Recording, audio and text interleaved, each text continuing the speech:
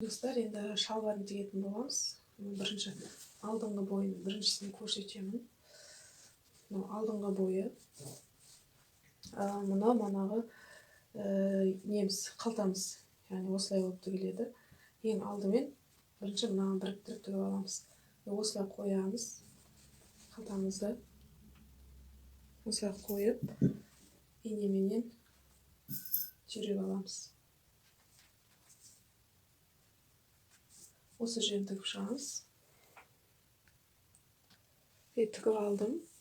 Бір жүріп алдым, одан кейін осылай ашып, мына жерінен тағы бір жүріп алдым. Бір тігіспен тігіп алдым. Енді осылай қайта осылай болып тұрады ғой. Осылай болып тұрады. Енді мына қалтамызды тігетін боламыз. Мына жерлерін инемен түйреп шығамыз. Осылай түйреп аламыз.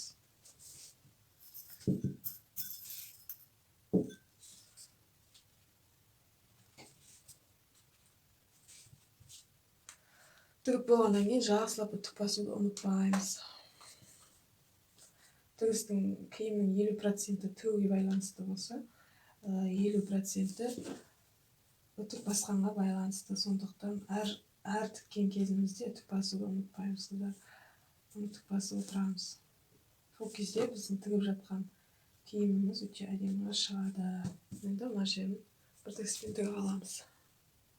Мен бір тігіспен тігіп алдым.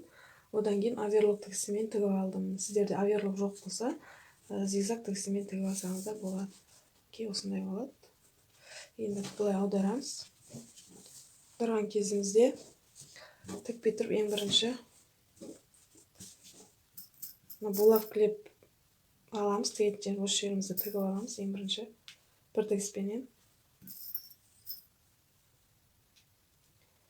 Осы жерін тігіп аламыз. Одан кейін мына жерін, мына қалтаның біткен жеріне дейін булавкілеп шығамыз.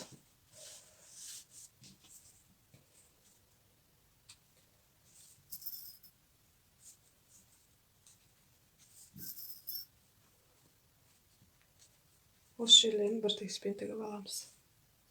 Тігіп алдық қалтамыздың мына жерін бір тігіспенен. Енді мына алдыңғы бойы ғой, енді бір жағы. Мынау енді артқы бойы.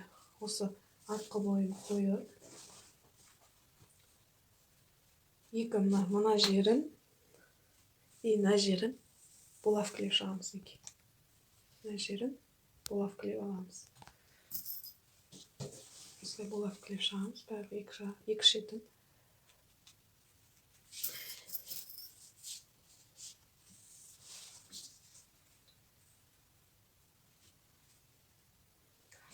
Булавкілеп алдық. Мына жерінді булавкілеп алдық.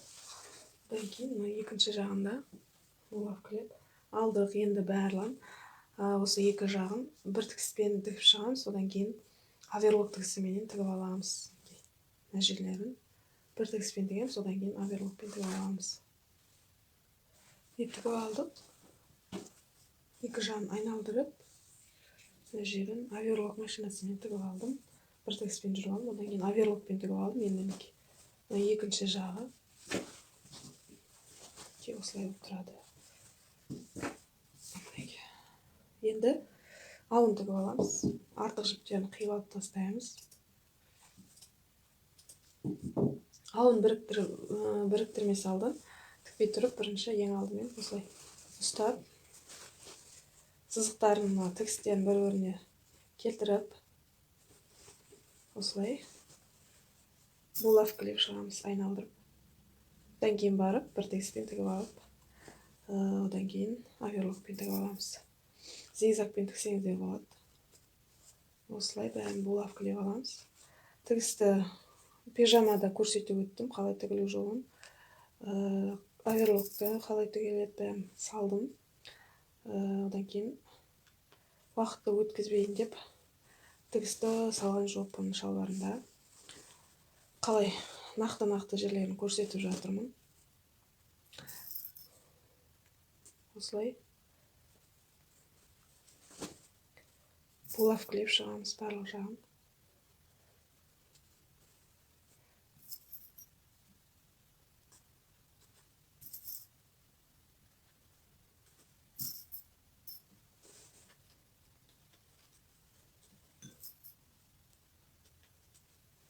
осылай бір тегіспенен айналдырып тігіп шығамыз.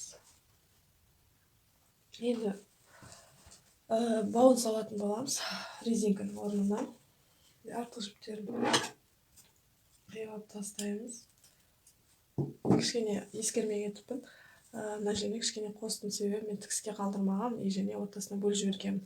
Былай ізгип деген былай бүктеп тұрып, қиып алу керек, тек қана мына жеріне қалдыру керек екен. Мен ол жағын ескермей кетіппін. Енді зиян жоқ, мында кішкене қосып жібердім. Одан кейін мына жеріне резинка өткізу үшін осындай арнайы мына жеріне закрепка беріп тігіп аламыз. Одан кейін екі бүктейміз. Екі бүктеймізді осылай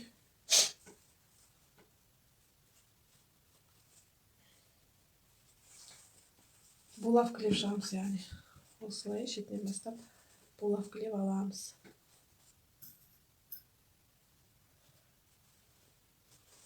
Осылай айналдырып булавкілеп шығамыз. Содан кейін бір тегіспен тігеміз, содан кейін оверлок машинасымен тігіп аламыз. Тігіп алдық. Осылай оверлоктап алдық, барлық жерін. Бір тегіспен тігіп алдым, одан кейін оверлок машинасымен жүргізді. Осымен біздің шалбарымыз дайын болды. Енді мына жерінде резинка өткізетін жер қалдырдық қой, мана. Осы жерден резинка өткіземіз. Одан кейін мына жерін, балағын осылай 1 сантиметрдей қайтарып, осылай тағы бір қайтарамыз. Осылай лапканың бойымен тігіп шығамыз. Осымен дайын.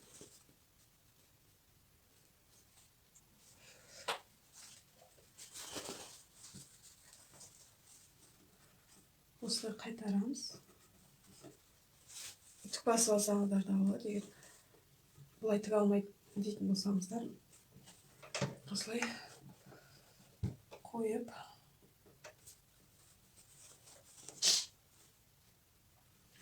бір тегіспен тігіп шығамыз.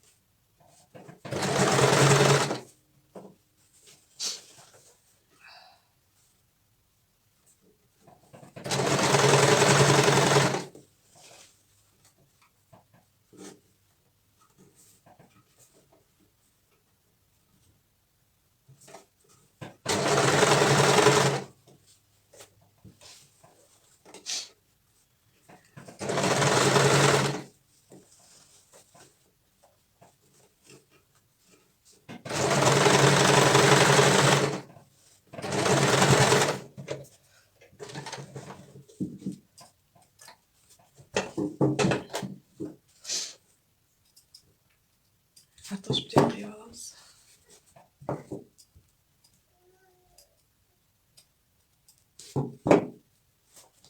Осымен дайын біздің екінші балағымыз. Екінші жағында тігіп аламыз солай. Балақтарын тігіп алдық, қайтарып.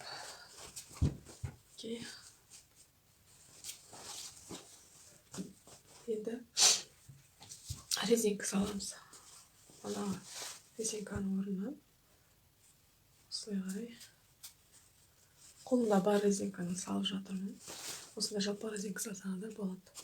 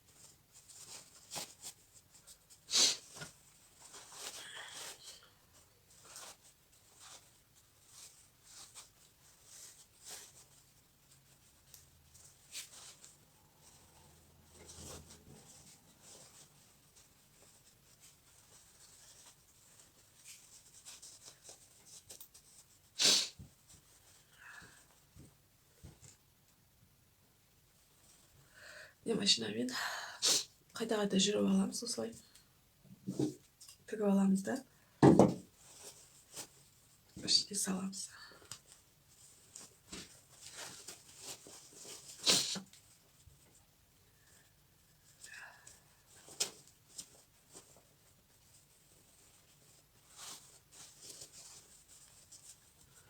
Осыменен сыныштарымыз дайын болды.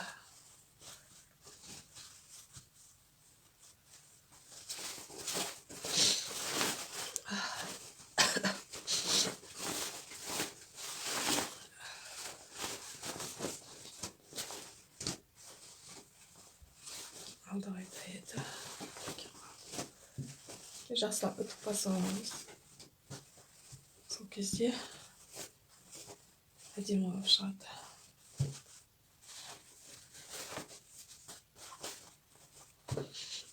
Міне осымен дайын.